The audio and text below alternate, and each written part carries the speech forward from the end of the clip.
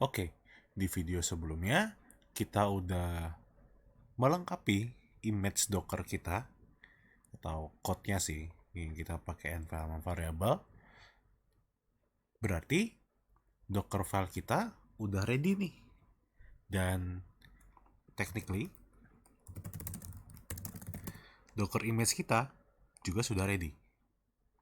Nah, kalau kita kembali ke konteks cerita di awal saat kita mau deliver klien, kan tadi kan idenya adalah kita pakai repository kayak GitHub, terus kita share nih aksesnya ke klien, nanti mereka clone. Nah, kalau Docker, kan kita udah bahas ya, yang namanya Docker Image. Dan kita juga udah singgung, ada yang namanya Docker Hub. Nah, ada nggak sih cara untuk kita pakai Docker Hub? Untuk nanti klien pull image kita? Ada. Nah, makanya langkah pertama adalah harus melakukan punya account dulu. Account Docker Hub. Setelah kalian udah punya akun Docker Hub, terus udah nge-verify email, kalian masuk ke repository. Nah, di sini kita bisa bikin repository nih. Dan kalau kita udah punya akun, kita selain kita udah build, kita udah run, ada satu komen lagi, yaitu kita bisa melakukan push. Nah, push ini arahnya kemana? Ke Docker Hub. Nah, untuk kita bisa push, kita juga harus login di komputer kita. Jadi kita docker login min-u, terus masukin username kalian, terus masukin password kalian. Setelah udah login, jadi sebenarnya ada satu yang gua lupa bilang. Biasanya nama repositorinya itu tuh mengikuti nama akunnya. Jadi karena bukan kita sih, gua kasih nama simple backend tanpa ada nama gua di situ, gua akan ngubah tagnya.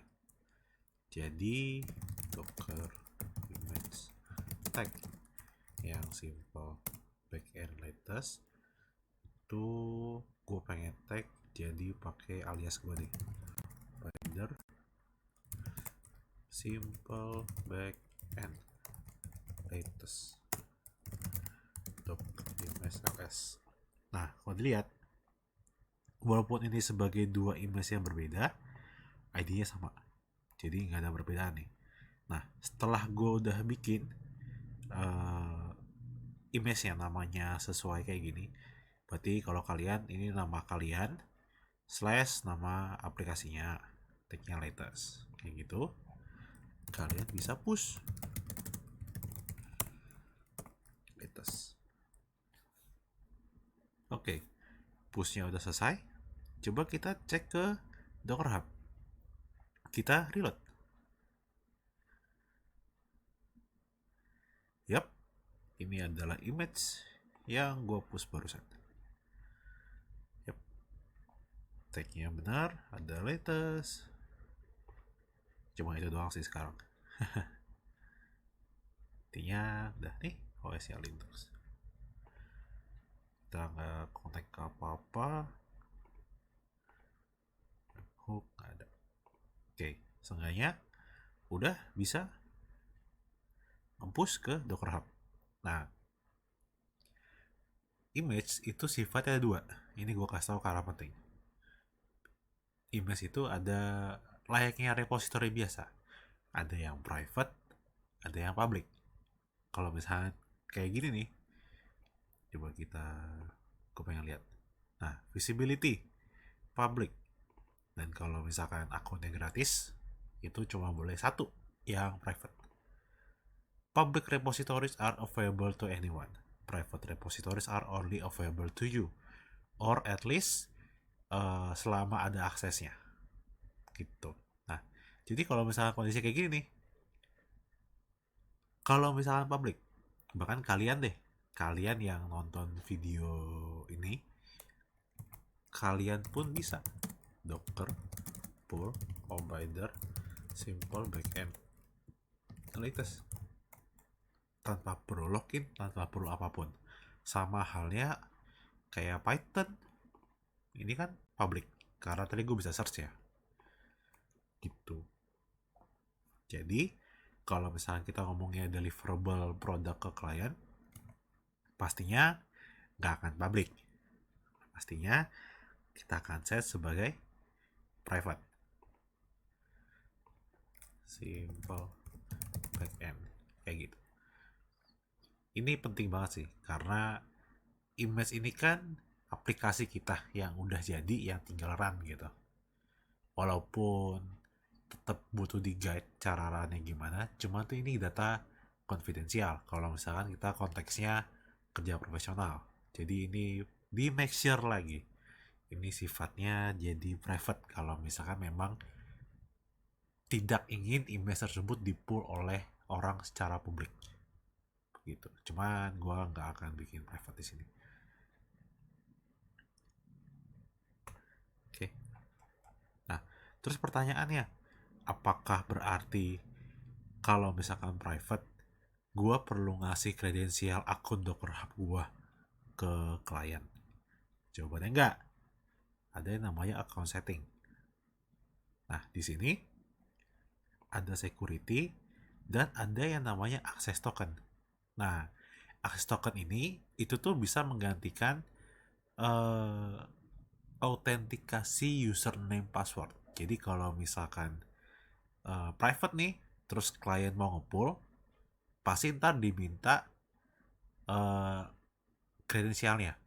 Username-nya kan nama kalian bebas gitu ya. Nah, passwordnya nggak harus password buat login, tapi bisa pakai access token. Nah, permissionnya ada nih buat read only, read write, public repo read only. Jadi kalau misalkan mau cuman buat nge-pull doang, nggak boleh nge-push image, ya udah kasih read only, bilang ini buat klien A simple backend kayak gitu, di generate. Nah, ini muncul nih tuh, nanti berarti klien perlu masukin docker login min u username kalian. Nah, passwordnya masukin yang kalian buat di sini, bukan yang kalian buat saat bikin akun gitu. Cuma nih gue nggak butuh, ya nggak butuh kayak gitu, jadi delete aja.